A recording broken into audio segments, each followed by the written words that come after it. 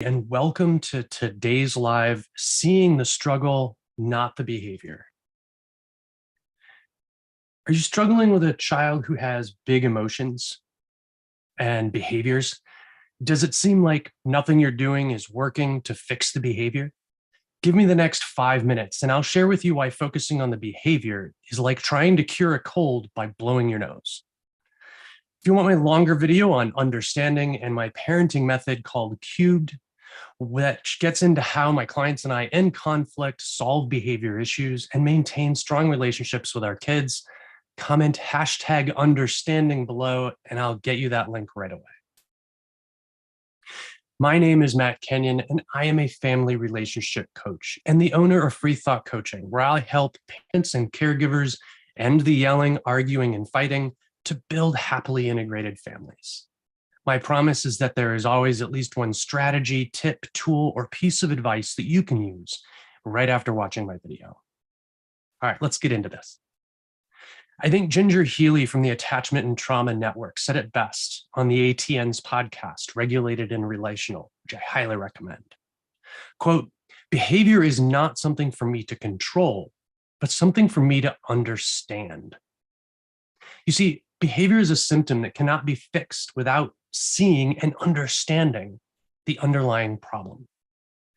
Many times, it is easier for us as parents to forget that behavior is not the problem. It is a symptom of the problem that the child is struggling with. This is true for infants, toddlers, teens, young adults, every other human being.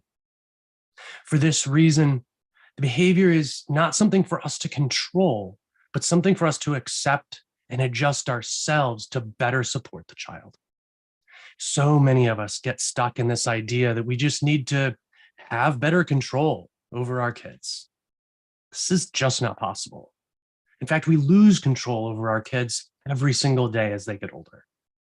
What we can control is our own responses and attitudes. Once we grasp this idea, it opens up our own minds to finding a different approach, namely, seeing the struggle from our child's perspective, not the behavior from our own perspective. We cannot help the child change the behavior without first understanding what is going on for them. This means practicing therapeutic parenting, which sounds complicated, but it only really means that we parent with the intent to help heal the child's wounds and solve the underlying problem and help them move forward. We do this by being empathetic and viewing the world through our child's lens, not our own, and understanding the world as they experience it. Only then can we provide an environment that engenders trust and safety for the child, making it possible for us to address the underlying cause of the behavior.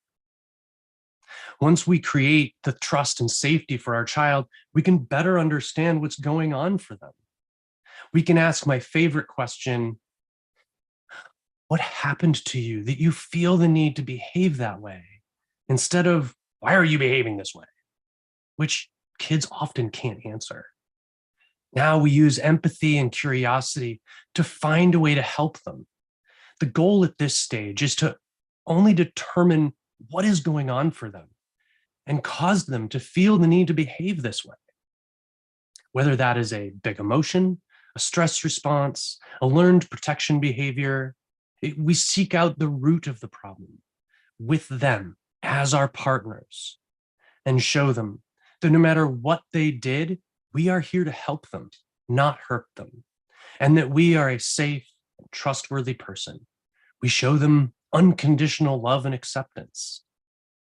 Once we know what the underlying cause is, we can finally try to help the child.